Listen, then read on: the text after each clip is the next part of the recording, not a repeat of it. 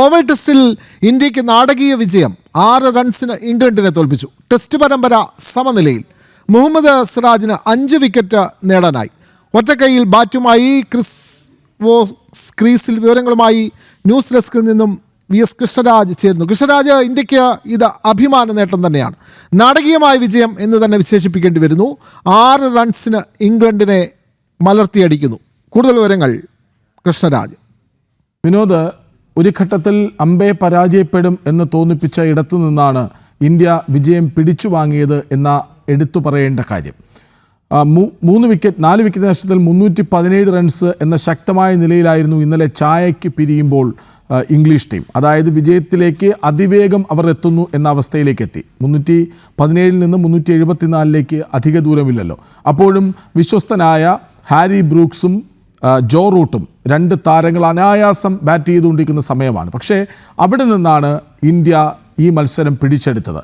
Harry brook 19 റൺസിൽ നിൽക്കുമ്പോൾ ബൗണ്ടറിയിൽ വെച്ച് Muhammad സിറാജിനൊരു catch നൽകിയെങ്കിലും ആ ക്യാച്ച് എടുത്തുകൊണ്ട് ബൗണ്ടറിക്ക് പുറത്തേക്ക് സിറാജ് പോയി. ഒരുപക്ഷെ അത് അനായാസം കൈപ്പിടിയിൽ ഒതുക്കാമായിരുന്ന ഒരു ക്യാച്ചായിരുന്നു.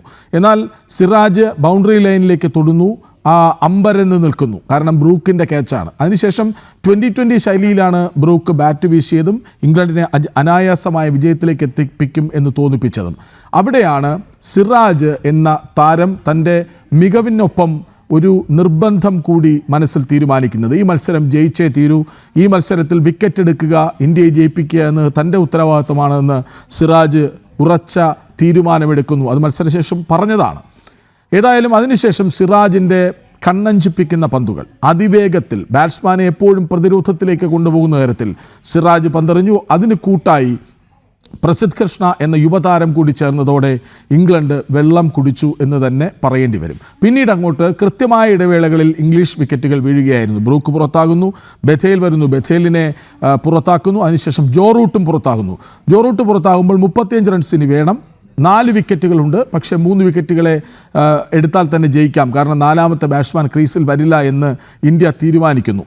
അതായത് ക്രിസ് വോക്സിന് കൈക്ക് പരിക്കേറ്റ് നിൽക്കുകയാണ്. അതുകൊണ്ട് ക്രിസ് വോക്സിന് ബാറ്റ് ഏന്താൻ കഴിയില്ല എന്ന് ഇന്ത്യ പ്രതീക്ഷിക്കുന്നു. പക്ഷേ ഇന്ന് സംഭവിച്ചത്, തുടക്കത്തിൽ തന്നെ 1-2 വിക്കറ്റുകളൊക്കെ വീണു. പക്ഷേ ക്രിസ് വോക്സ് ആ ഒറ്റ കൈയിൽ ബാറ്റുമായി ക്രീസിലേക്ക് വരുന്നു. മറുവശത്ത് ആറ്റ്കിൻസൺ എന്ന താരം തകർപ്പനടിക്ക് ശ്രമിക്കുന്നു. എത്രയും പെട്ടെന്ന് ജയിപ്പിക്കുക. കാരണം വോക്സിന് ഇപ്പുറത്ത് വന്നാൽ ബാറ്റ് ചെയ്യാനാവില്ല, അത്രമേൽ പരിക്കാണ്. പക്ഷേ ഇപ്പുറത്ത് നിന്ന് അവസാന പതിൽ ഒരു സിംഗിളും എടുത്ത് സ്ട്രൈക്കും മാറി അപ്പുറത്ത് ചെല്ലുന്നു. അപ്പോഴാണ് സിറാജ് വരുന്നത്.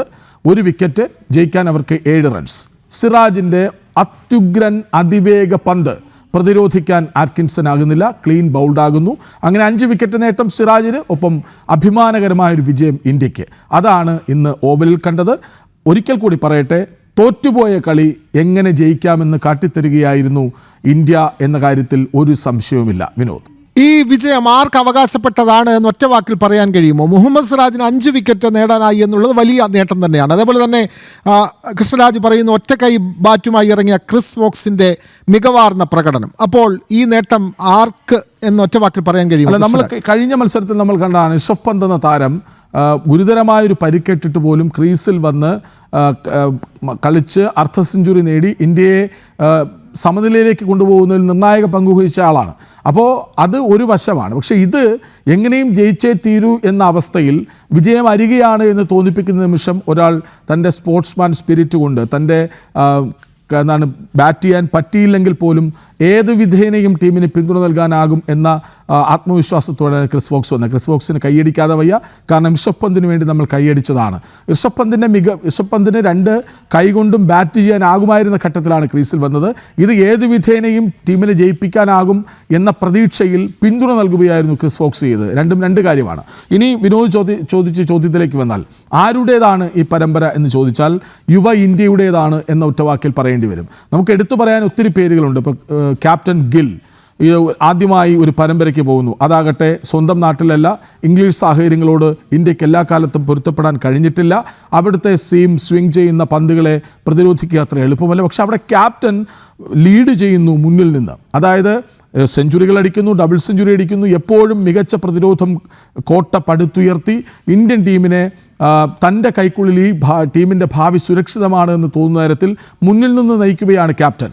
മറ്റൊരാൾ യശസ്വി ജയ്സ്വാൾ പരമ്പരയിലെ ആദ്യ ടെസ്റ്റിലെ ആദ്യ ഇന്നിങ്സിലും അവസാന ടെസ്റ്റിലെ രണ്ടാം ഇന്നിങ്സിലും സെഞ്ചുറി അടിക്കുന്നു. KL രാഹുൽ എത്ര സമർത്ഥമായാണ് ആ മനുഷ്യൻ ബാറ്റ് ചെയ്തത്. ഇന്ത്യയുടെ പ്രതിസന്ധി ഘട്ടങ്ങളിലൊക്കെ ഒരാൾ വീണു പോകുമ്പോൾ മറ്റൊരാൾ അവതരിക്കുന്ന കാഴ്ചയാണ് കണ്ടത്. അങ്ങനെയാണ് KL രാഹുലിൻ്റെ കളിമികവ്. ഋഷഭ് പന്ത് ആകട്ടെ പരുക്കേറ്റ മത്സരത്തിൽ പോലും അർദ്ധ സെഞ്ചുറി അടിക്കുകയാണ്. അത്രമേൽ സുന്ദരമായി സെഞ്ചുറികൾ അടിച്ച് മികവാർന്ന ബാറ്റിംഗ് പുറത്തെടുക്കുന്നു ഋഷഭ് പന്ത് എന്ന വിക്കറ്റ് കീപ്പർ. ധ്രുവ് ജൂറൽ പകരം വന്നു.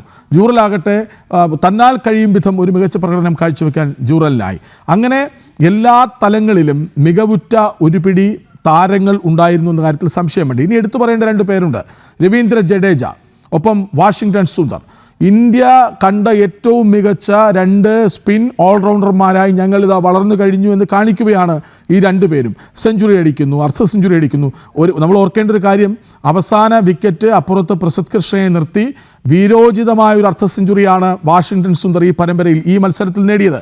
അത് ഇന്ത്യക്ക് ഒരുപാട് ഗുണം ചെയ്തു എന്നാണ്. കാരണം അവസാന വിക്കറ്റിൽ പ്രസിദ്ധ് കൃഷ്ണയ്ക്കൊപ്പം ബാറ്റ് ചെയ്ത് അർദ്ധ സെഞ്ചുറി അടിക്കുകയാണ് വാഷിംഗ്ടൺ സുന്ദർ. അങ്ങനെ എല്ലാ അർത്ഥത്തിലും ബൗളിങ്ങിലേക്ക് വന്നാൽ മുഹമ്മദ് സിറാജ്, പ്രസിദ്ധ് കൃഷ്ണ, ആകാശ് ദീപ് ഇവരെല്ലാവരുടെ പേരുകളും പറയണം. അതായത് ബുംറയുടെ പേര് പറയണം. ബുംറ ഇല്ലാത്ത 2 ടെസ്റ്റുകളാണ് ഇന്ത്യ ജയിച്ചതെന്ന് കൂടി ഓർക്കണം.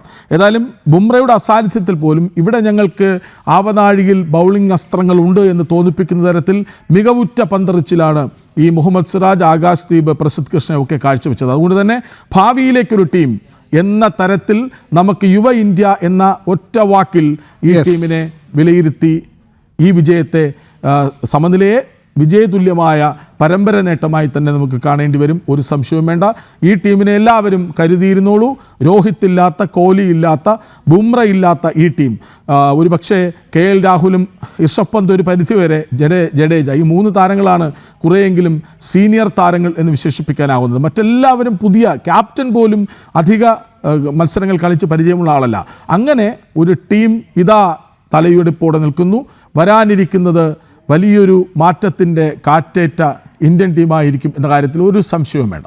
ഇന്ത്യൻ യുവതയുടെ വിജയം തന്നെയാണ് ഓവൽ ടെസ്റ്റിൽ നമ്മൾ കണ്ടത്. ഇന്ത്യക്ക് നാടകീയമായ വിജയം നേടാൻ കഴിഞ്ഞിരിക്കുന്നു. 6 റൺസിന് ഇംഗ്ലണ്ടിനെ തോൽപ്പിച്ചു. ടെസ്റ്റ് പരമ്പര സമനിലയിൽ പിടിച്ചിരിക്കുന്നു. മുഹമ്മദ് സിറാജിന് 5 വിക്കറ്റ് നേടാനായി എന്നുള്ളതാണ് ഈ കളിയിലെ ഏറ്റവും സവിശേഷമായ പ്രത്യേകത. വിവരങ്ങൾ നൽകുകയായിരുന്നു ന്യൂസ് ഡെസ്കിൽ നിന്നും VS കൃഷ്ണരാജ്.